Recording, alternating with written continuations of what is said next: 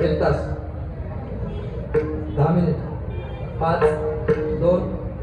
1 माझा अनुभव 4 ते 5 सेकंद मंदिरात गेलो देवाकडे 4 ते 5 सेकंद पाहतो 4थ्या-5व्या सेकंदाला खाली वागतो 5व्या-6व्या सेकंदाला पाया पडतो 7व्या-8व्या सेकंदाला उभा राहतो 9व्या-10व्या सेकंदाला हात जोडतो आणि 11व्या सेकंदाला मी चुकी करतो मी नाम तुम्ही बन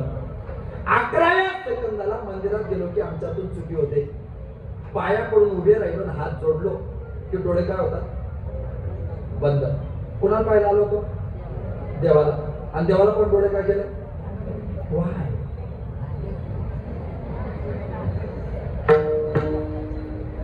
का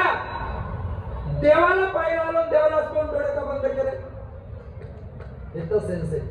त्या सेन्सचं नाव आहे तैसा हृदयामध्ये मी सर्वागती राम मी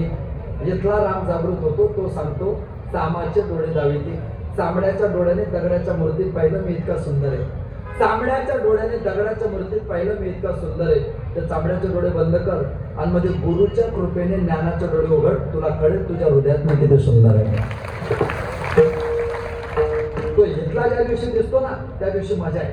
परमार्थाची मजा येत आहे मांडुक्य नावाचं उपनिषद आहे मांडुक्य उपनिषदामध्ये एक भाग आहे त्याला गर्भोपनिषद म्हणतात त्या गर्भोपनिषदामध्ये एक भूमिका आहे तुम्हाला मुलगा पाहिजे का लग्न झालं आता लग्न झालेल्या जोडप्याची पहिली इच्छा काय राहते फार कधी गेले पहिली इच्छा काय असते काय का लग्न झालं की पहिली इच्छा काय लग्नाला 2 3 4 6 8 10 महिने वर्ष 1.5 वर्ष 2 वर्ष 3 वर्ष 4 वर्ष 5 वर्ष एखादा मुलगा झालं पाहिजे एखाद्या दिदीच्या लग्नाला 5 वर्ष झाले तिला मुलबाळ झालं नाही कॉलनीतल्या इतर महिला कागद होते काय नाही अजून मुलबाळ तिला होते टेन्शन घरीच घेतात पण माणसालाही वाटतं आपल्याला एखादा मुलगा पाहिजे एखादा तर पाहिजे आणि नाहीच कसं तर कमीत कमी लागेल ना कशाला मी देवा लावायला म्हणतो तुम्ही लावा काय तुम्हाला घराण्याला वंशज पाहिजे असेल तुम्हाला घरात पोरगा पाहिजे असेल तर त्याचा गर्भाशय येत आहे आणि तुम्हाला परमार्थात पोरगा पाहिजे असेल तर त्याचा गर्भाशय येत आहे परमार्थातला पोरगा इथे प्राप्त होतो उपनिषदाची भाषा आहे गर्भोपनिषद आहे मांडुक्य उपनिषदाच्या अंतर्गत आपले जे गुरु असतात ना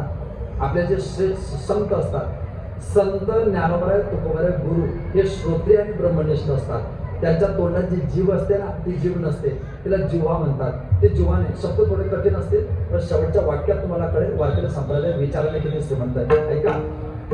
शेवटचं वाक्य प्रत्येकाने वाक्याकडे लक्ष द्या म्हणजे तुमचा गैरसमज होणार आहे माझ्या बोलण्यातून तुमच्या माझ्या गुरुजीच्या तोंडात जे जिव्हा आहे ना ते जिव्हाने गुरुजीच्या तोंडातले जिव्हा हे कोणी एक लिंग आहे गुरुजींच्या जिव्हा नावाच्या लिंगातून जे ब्रह्मज्ञानाच्या शब्दरूपी शुक्राणू बाहेर पडतात ते शिष्याच्या कानाच्या योनीतून हृदयाच्या गर्भाशयात आले की तिथे प्रगट होतो त्याला आत्माराम म्हणतात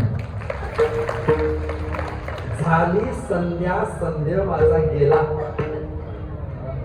आत्मा राम हृदय प्रगटाला गुरुजींचे शब्द हे शुक्राणू आहे त्यांच्या ब्रह्मज्ञानाची जी भाषा आहे ते शुक्राणू आहे म्हणून त्या ज्ञानोबराय सांगतात माझी मराठी माझीच आहे माझा मराठाची बोलू कौतुक आहे परी अमृताते ज्ञानोबराय मराठी भाषा अमृताला जिंकते ज्ञानोबरायांचं म्हणणं आहे मराठी भाषा अमृताला जिंकते पण कोणाची ज्ञानोबरायांना माहिती होतं कीर्तनकार लोक पुढे आगाऊपणा करते म्हणून ज्ञानोबरायांनी लिहून ठेवलं माझी ज्ञानेश्वरी ते मराठी अमृताला जिंकेल कीर्तनातली नाही हे ज्ञानोबरायांची भाषा मराठी 100% जिंकेल पण कोणाची माझी म्हणून कमीत कमी ज्ञानोबराय सांगायला कीर्तन करते ज्ञानेश्वर असावा बाकी सब कुछ चलता है माझा मराठाची बोलू कौतुके पै अमृताचे पैसा जिंके हे मराठीचं वैभव आहे आणि तो मुलगा जेव्हा जन्माला येतो ना तो जिथं जन्माला येतो ज्ञानाचा तो जिथं जन्माला येतो ना त्याची जाणीव करून देतात त्याला संत म्हणतात ते संत आमच्या जीवनामध्ये आले पाहिजे असं आम्हाला सुद्धा वाटायला लागलं मग ते संतत्व आम्हालाही प्राप्त करायचंय चंद्रामृत सुखे सेववेल असता जाता रवी धरवेल बाया हेळा सागर तरवेल परी त्या साधूची भेटेल बहु अवघड आहे संत दुर्मिळ ऐसे कैसी आने भेटची ते सांगू